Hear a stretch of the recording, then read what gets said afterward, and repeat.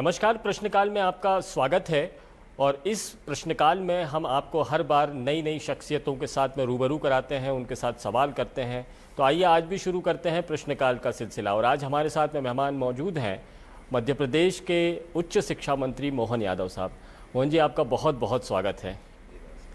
जिस तरह का दौर चल रहा है, शिक्षा की बात हो रही है, रोज़गार की बात हो रही है, हिंदुत्व की बात हो रही है, तो आपके साथ प्रश्नकाल ज़रूरी हुआ था सर। तो मैं आपसे सवालों की शुरुआत करूं। इस प्रश्नकाल की शुरुआत में मेरा सबसे पहला आपका सवाल यह है कि जब भी शिक्षा की बात होती थी तो पहले अधोसंरचना की बात हुआ करती थी, शिक्षण व्यवस्था सुधारने के मामले में बात होती थी, लेकिन अब शिक्षा की बात होती है तो आप कहते हैं कि हम रामायण पढ़ाएंगे, शंकराचार्य को पढ़ाएंगे।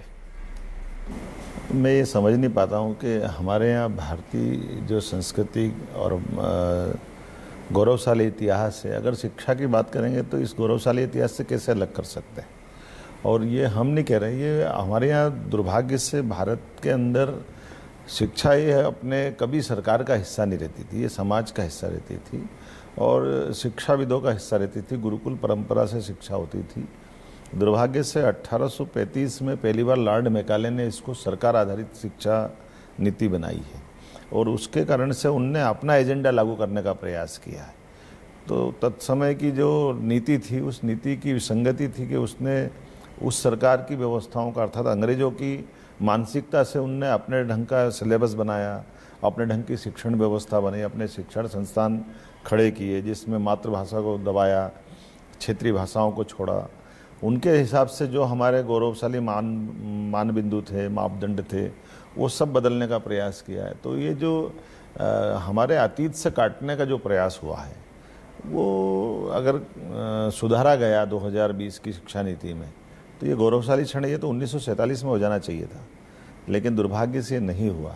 और उन्होंने जो शिक्षा नीति खड़ी करी वो शिक्षित बेरोजगारों की उनकी फौज जो अंग्रेज़ों की सरपरस्ती में अंग्रेज़ों के शासन की जय जयकार करने के लिए खड़ी की गई थी। जब अंग्रेज चले गए, अंग्रेजी मानसिकता को जाना चाहिए था, लेकिन दुर्भाग्य से लंबा समय चला गया।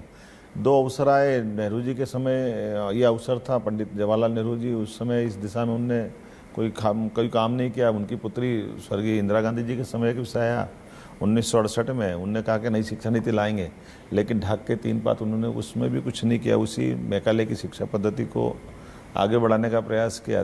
दूसरा एक मौका और आया 1986 में जब स्वर्गीय राजीव गांधी जी का समय आया था, लेकिन दुर्भाग्य से शिक्षा नीति को लेकर उनने भी बहुत बात की, लेकिन अंततः वही किया जो उनने कुल मिलाकर मजाक चलता था उस समय के 68 को 8 को आगे कर दिया, 6 पीछे हो गया, 86 हो गया। अंदर का मटेरियल वो का वही था।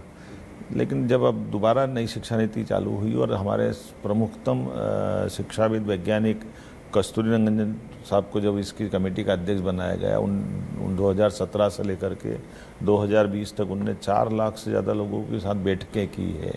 तमाम शिक्षाविद और विद्वानों के साथ चर्चा करने के बाद जो निचोड़ निकाला है उसमें हमारी क्षेत्रीय भाषाओं को प्रोत्साहन दिया है, हमारे आदर्श जिन पे भारत पूरा गर्व कर सकता है।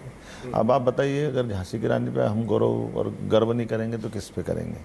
अगर भगवान राम पे हम गर्व नहीं करेंगे तो किस पे करेंगे? तो अगर कोई इसको गलत अर्थ में लेता तो फिर रहीम का क्या होगा, रसखान का क्या होगा, महर्षि वाल्मीकि का क्या होगा? तो ये जो इनके सारे दोहे क्या ऐसे ही चले जाएंगे? तो इस बात को बहुत व्यापक गहराई से समझने की ज़रूरत है और इसको किसी धर्म विशेष से देखने साथ गौरवशाली अतीत से सीखने की ज़रूरत है। जो जैसे इंडोनेशिया है, मलेशिया है, ये हमारे पास के ही दक्षिण एशिया से लगे हुए देश हैं। अब यहाँ ये इनकी हमारे उस गौरवशाली अतीत पे गर्व करते हैं। वहाँ गरुड़ अलायंस है, वहाँ कोई कहने वाला नहीं कि गरुड़ का संबंध इंडोनेशिया से मुस्लिम कंट्री से क्या हो सकता है, लेकिन वो गरुड़ अलायंस है। वहाँ के राष्ट्रपति पूर्व में सुहार तो कर्ण थे, अब कर्ण का नाम रख के वहाँ के भले पंथ से वो मुस्लिम है, लेकिन वो कर्ण में अगर अपना पुराना गौरव अतीत महसूस करते हैं तो इससे समझने की ज़रूरत है कि हमारे गौरवशाली अतीत से जोड़ करके शिक्षा देंगे। क्षेत्रीय भाषाओं में अगर शिक्षा देंगे, मेडिकल की, इंजीनियरिंग की, तो वो ज़्यादा सार्थक होगी। उसी दिशा में मुझे इस बात का गर्व है कि मध्य प्रदेश ने सबसे पहले आगे बढ़ करके ये सारे सिलेबस बनवाए, विद्वानों की राय ली है और शासन तो विद्वानों की राय पे ही चलता है। उनका अध्ययन मंडल बना हुआ है, उस मार्गदर्शक मंडल या विद्वत मंडल ने जो जो रिकमेंड किया है हमने वो सब लागू किया है। सर बात वही है, रामायण तो घर घर में पढ़ी जाती है। यदि बात ये होती कि इंजीनियरिंग में एरोनॉटिक्स इंजीनियरिंग को शामिल किया जा रहा है, ऑटोनोमस इलेक्ट्रॉनिक्स को अगर शामिल किया जा रहा है, तो शायद रोज़गार परक भी होता है। रामायण पढ़कर रोज़गार परक शिक्षा कैसे हासिल की जा सकती है? आप ये बताइए कि जो आप सब्जेक्ट बता रहे हैं वो वहाँ कहाँ उसको छोड़ा है। हमारी जो सामान्य डिग्री के जो अनिवार्य विषय हैं, जिनको मुख्य विषय के रूप में दिया है, मेजर सब्जेक्ट के नाते से हमने उनको रखा है। लेकिन ऐच्छिक विषय में अगर कोई लेना चाहता है तो फिर आप कैसे रोक सकते हो? ऐच्छिक विषय में अगर वो योग पढ़ना चाहता है, ऐच्छिक विषय में रामायण पढ़ना चाहता है, महाभारत पढ़ना चाहता है, रामचरितमानस, तो ऐच्छिक सब्जेक्ट नहीं ले सकता है क्या? से बहुसंकायी शिक्षा व्यवस्था को जब लागू किया गया है तो बहुसंकायी तो इसीलिए रहेगी ना। वो गया जमाना BA BCom BSc में वो जो बने बनाए ढर्रे से हम चलते थे। अब वो व्यवस्था जो विश्व के कई देश अपने इन प्रकार की व्यवस्थाओं के आधार पर आगे बढ़ रहे हैं। पास में चाइना से लेकर के जर्मनी तक, जापान से लेकर अमेरिका तक, रसिया से लगा करके पूरे यूरोप से लेकर के सारे दुनिया के देश, विविध प्रकार के व्यक्ति को पढ़ने से कोई सीमा में बांधना ये हर जगह खोला गया है। एकमात्र भारत है जहाँ इसको बांध के रखा गया था, तो हमने खोलने का प्रयास किया। ये चीज़ें इसलिए खुल रही है, कांग्रेस आरोप लगाती है कि अचानक से भाजपा आक्रामक हिंदुत्व की तरफ चलने पर लगी है। सवाल सुन लीजिए सर, आप हुए, उषा ठाकुर हुई, रामेश्वर शर्मा हुए, विश्वास सारंग, जब से सरकार में शामिल हुए हैं अचानक से सरकार आक्रामक हिंदुत्व की तरफ चल पड़ी है। मोहन यादव के तो बयान हमने पहले भी सुने हैं, आप खुलकर पक्षधर रहे हैं हिंदुत्व को लेकर, लेकिन आप जब उच्च शिक्षा मंत्री बने तभी ऐसा क्यों आया? शिवराज भाजपा की सरकार तो इससे पहले भी रही है। देखिए, मैं ये नहीं समझ सकता हूँ कि हमारे कारण से परिस्थिति बदली है। ये बात सही है कि मुझे इस बात का क्षण माननीय यशस्वी प्रधानमंत्री को धन्यवाद, माननीय मुख्यमंत्री शिवराज सिंह जी को धन्यवाद, जिन्होंने मुझे मौका दिया है। लेकिन ये बात भी सही कि शिक्षा नीति तो अभी लागू ही ना, और शिक्षा नीति लागू हुई तो उच्च शिक्षा मंत्री अगर शिक्षा नीति लागू करता तो गलत क्या है? अब शिक्षा मंत्री के नाते से शिक्षा मंत्री ने भारत सरकार की नीति को लागू करके, और मुझे इस बात का संतोष भी है कि कोई पूरे देश में इसका विरोध नहीं हुआ। तो हम तो हमारे आज जब हम नए शैक्षणिक सत्र के एक तरह से प्रारंभिक चरण से आगे निकल गए हैं कि हमारे यहाँ UG PG के लगभग आज 10 लाख से ऊपर एडमिशनों की स्थिति में हम बढ़ रहे हैं। तो बड़े पैमाने पर विद्यार्थी अगर एडमिशन ले रहे हैं और पूरे देश में उसका प्रतिशत मिल रहा है तो क्यों ना हम आगे बढ़ेंगे, हमको उसमें आगे बढ़ना पड़ेगा। ऐच्छिक विषयों की बात ही, नई शिक्षा नीति में ने तो बहुत कुछ खोल के रख दिया। आप किसी भी विषय के साथ में ऐच्छिक विषय में कुछ भी पढ़ सकते हैं, और कहीं कहीं ऑड सिचुएशन भी हो जाएगा।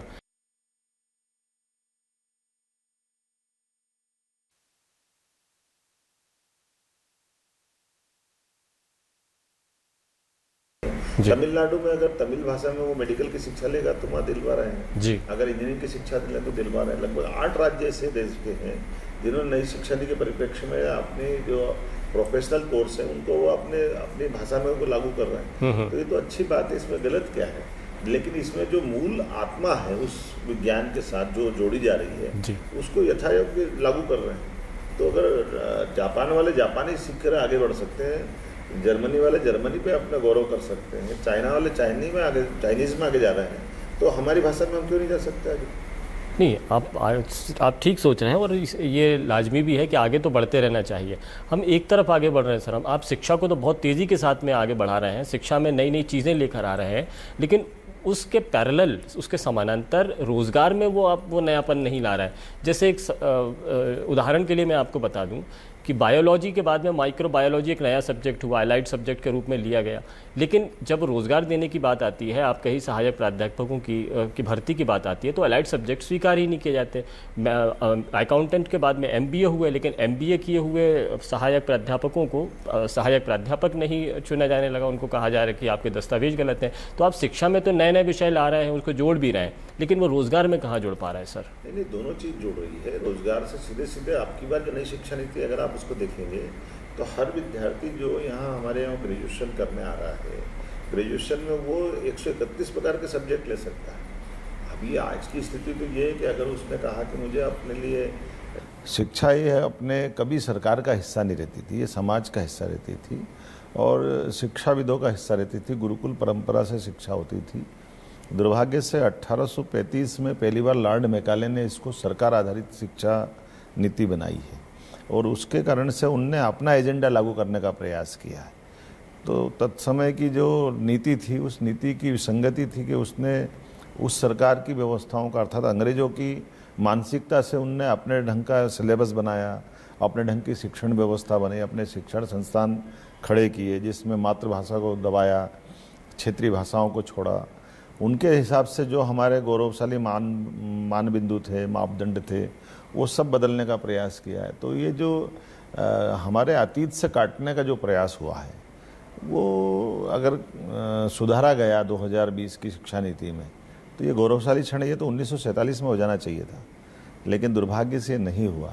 और उन्होंने जो शिक्षा नीति खड़ी करी वो शिक्षित बेरोजगारों की उनकी फौज जो अंग्रेज़ों की सरपरस्ती में अंग्रेज़ों के शासन की जय जयकार करने के लिए खड़ी की गई थी। जब अंग्रेज चले गए, अंग्रेजी मानसिकता को जाना चाहिए था, लेकिन दुर्भाग्य से लंबा समय चला गया। 2 अवसर आए, नेहरू जी के समय ये अवसर था, पंडित जवाहरलाल नेहरू जी उस समय इस दिशा में उनने कोई काम नहीं किया। उनकी पुत्री स्वर्गीय इंदिरा गांधी जी के समय के विषय आया 1968 में, उनने कहा कि नई शिक्षा नीति लाएंगे, लेकिन ढाक के 3 पात उन्होंने उसमें भी कुछ नहीं किया। उसी मैकाले की शिक्षा पद्धति को आगे बढ़ाने का प्रयास किया।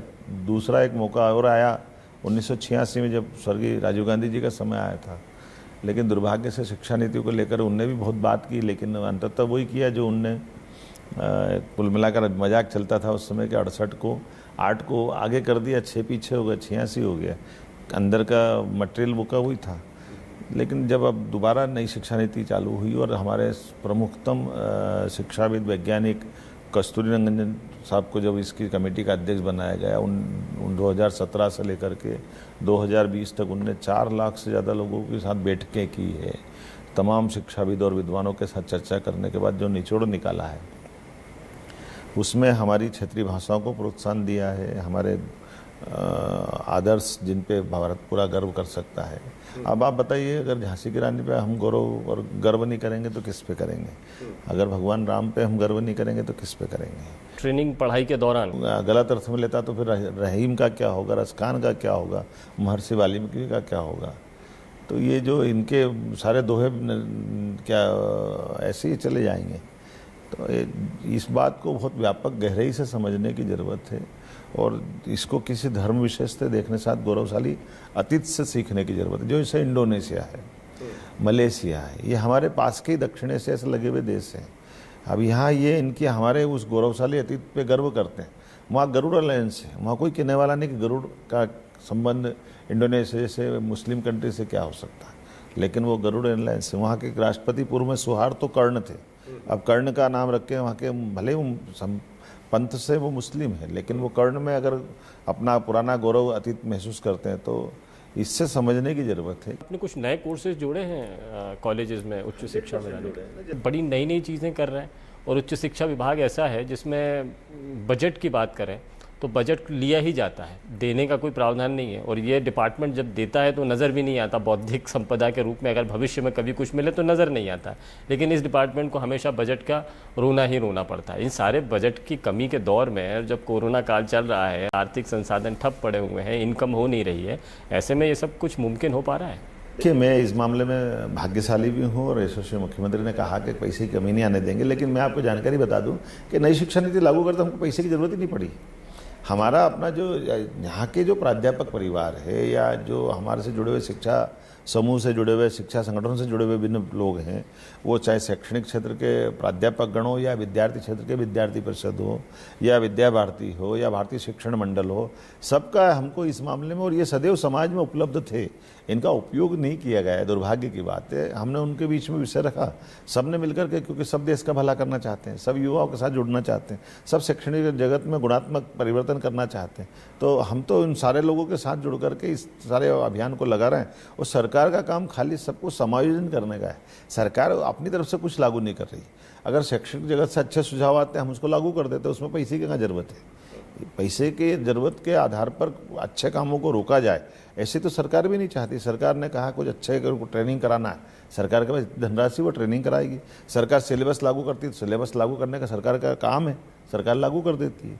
सरकार ने कहा कि हमारे अपने 518 कॉलेज जैसे आज की स्थिति में मेरे पास है, और 518 ही कॉलेज में लगभग 42 कॉलेज छोड़ दें तो सबको भौतिक अधोसंरचना की जो चीज़ें हैं हमने सब चीज़ देने का प्रयास किया। उनकी बिल्डिंग बन रही है, लेबोरेटरी बन रही है, खेल का मैदान बन रहा है, बाउंड्री वाल बन रही है, जो आवश्यक जिस प्रकार की चीज़ें हैं वो हम सब दे रहे हैं। इसी प्रकार के आधुनिक, जैसे आपने कुछ कोर्स की बात कही है, तो कोर्स के लिए अब जो हमारे नए पीएससी से जिनकी भर्ती होगी, ये नए कोर्स भी हम लाने वाले हैं, जिसके माध्यम से अब जो बच्चे जिस प्रकार से पढ़ना चाहते हैं, वैसे भी हमने अभी अतिथि शिक्षक के माध्यम से, जनभागीदारी के माध्यम से पूरे प्रदेश में लगभग 4200 इस प्रकार के प्राध्यापकों को जोड़ा हुआ है, जिनके माध्यम से आज भी बच्चे की रुचि को रोक नहीं रहे हैं, हम उसको प्रोत्साहित कर रहे हैं।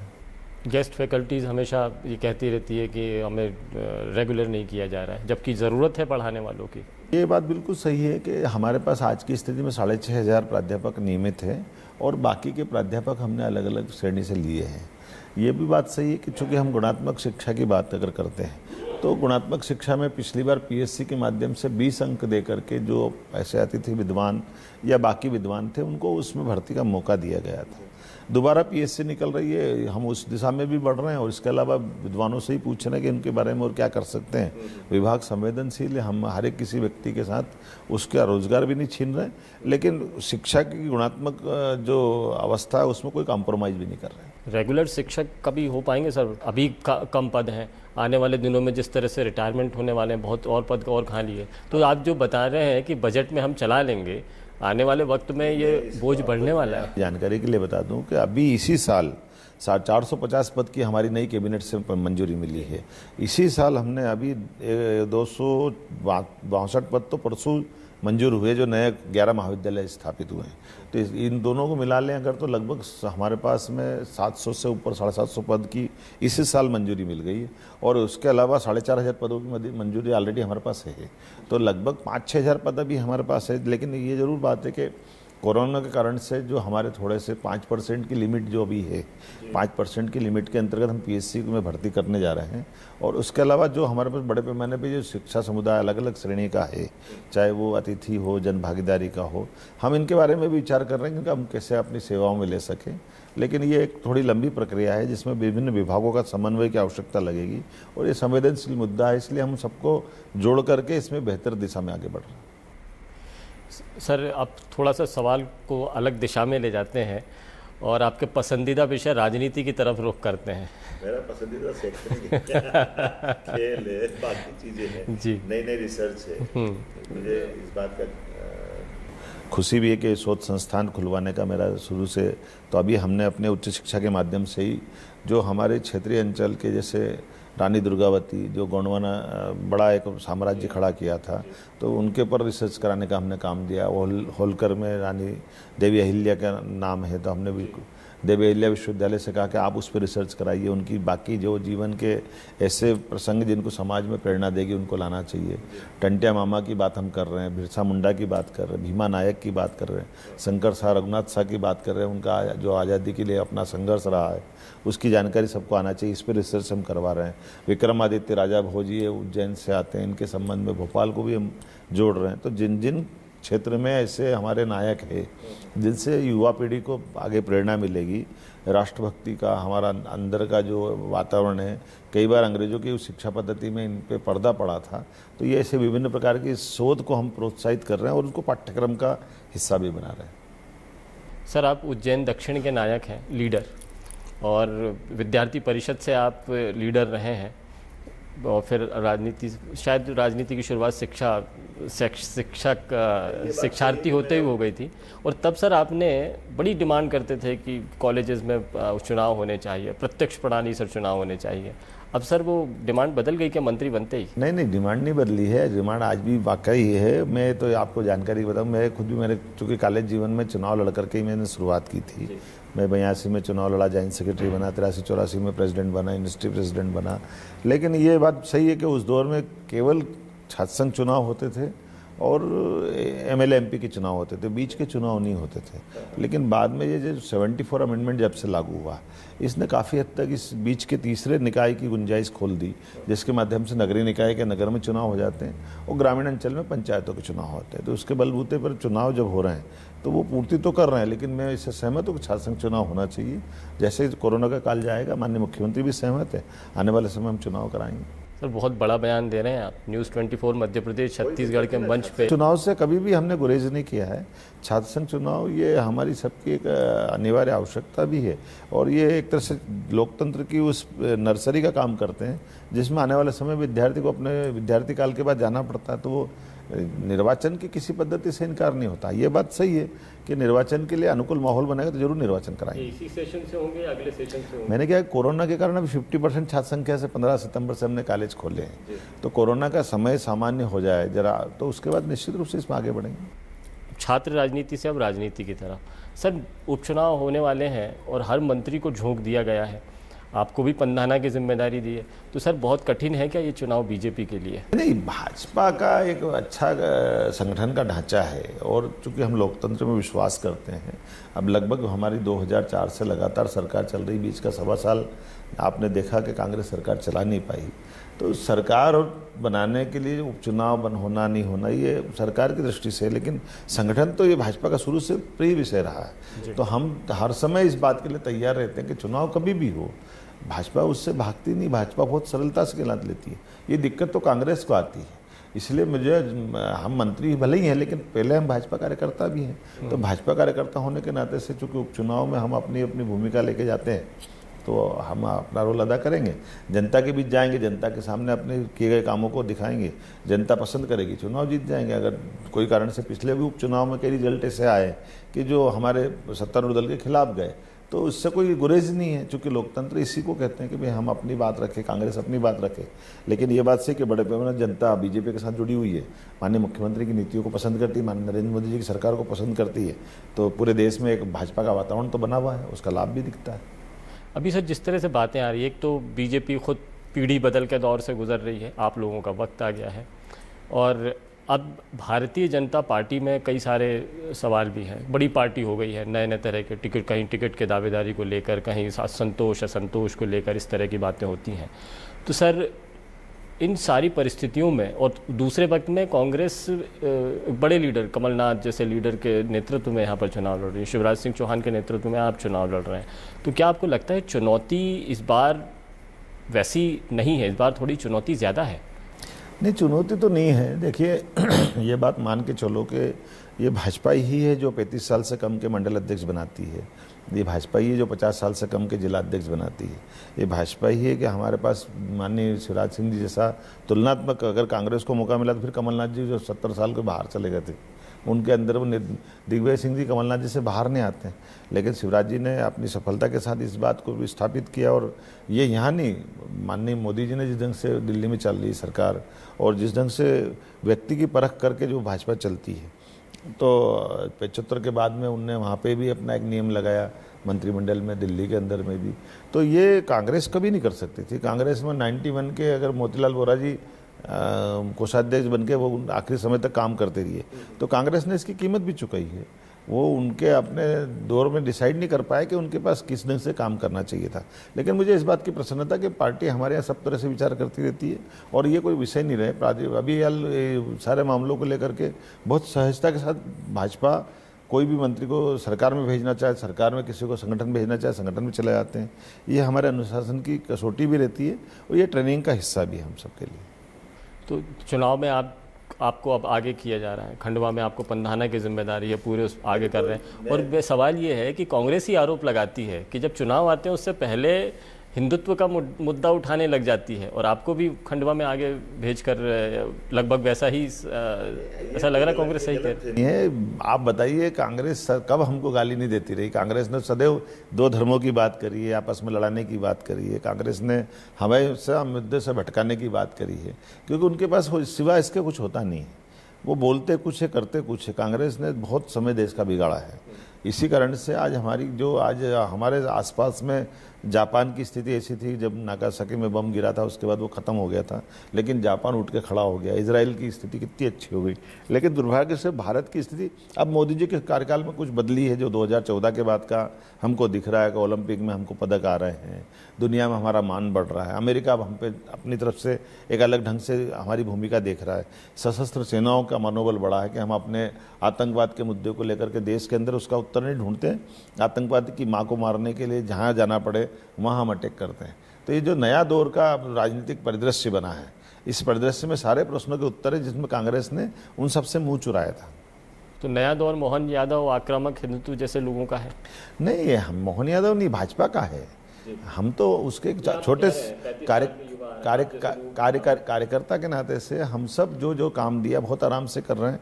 माननीय यशस्वी मुख्यमंत्री के नेतृत्व में सब शिक्षा नीति लागू की, सारे काम लागू किए, और इसी आधार पर ये हर एक मंत्री अपना काम करके दिखा रहा है। माननीय मोदी जी के नेतृत्व में दुनिया में जिस ढंग से एक लोकतंत्र, दुनिया का सबसे बड़ा लोकतंत्र भारत है, और कोरोना जैसे कठिन काल के बावजूद भी जिस प्रकार से विकास के काम चल रहे हैं, जिस प्रकार से कोरोना पे काम हुआ है, बाकी चीज़ों का काम हुआ है, ये भूतो न भविष्यति। तो ये भाजपा का ये नेतृत्व का कमाल है, उसकी संगठन रचना का कमाल है, हमारी विचारधारा का कमाल है। हमारे आसपास में ऐसे जो डिवोटी लोग हैं, हम तो मोहरे हैं, हम सामने दिखते हैं, लेकिन ऐसे जो जिनने अपना जीवन दे दिया, ऐसे जीवनदानी अनेक लोगों की लंबी श्रृंखला है, जिसके भरोसे से हमारा राष्ट्रवादी विचार हमेशा फलीभूत होता है। हम आगे बढ़ते तो उस राष्ट्रवादी विचार के भरोसे बढ़ते।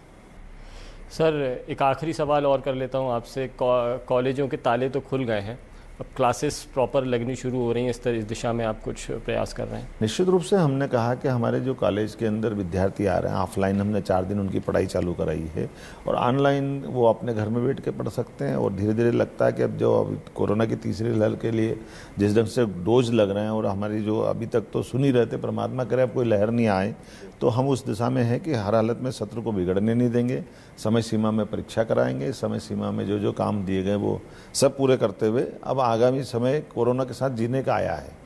तो हम ये जो कोरोना की आवश्यक दवाई लेकर के ही कॉलेज में लोगों को परमिट कर रहे हैं, स्टाफ को आने की अनुमति दे रहे हैं, और कोरोना से संबंधित जो जो गाइडलाइन है शासन प्रशासन की, उसका पालन करते हुए सब कुछ धीरे धीरे सामान्य हो जाए, ये उम्मीद करते हुए आपके साथ ही उम्मीद करेंगे अगली बार तक अपना जो सब कुछ सामान्य हो जाएगा तो और नई विकास की बात करेंगे। चुनावी दौर चल रहा है, तो एक चुनाव से जुड़ा सवाल और कर लेता हूँ मैं कि अब चुनाव प्रचार चरम पर आ गया है, कांग्रेस भी अच्छी खासी मौजूदगी दिखा रही है, शिवराज सिंह चौहान भी बिगुल फूंक ही रहे हैं, आप लोग भी फील्ड पे के दौरे शुरू कर दिए, तो नतीजों में कांग्रेस आपको टक्कर दे पाएगी?